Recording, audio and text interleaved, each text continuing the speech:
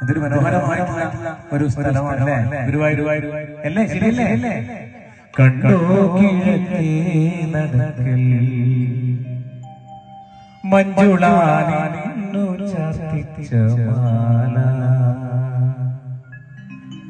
പാഞ്ചാലി ചുറ്റിയ പൂജേല പോലെയാ കണ്ണന്റെ മാറിലെ നിർമാല്യമാല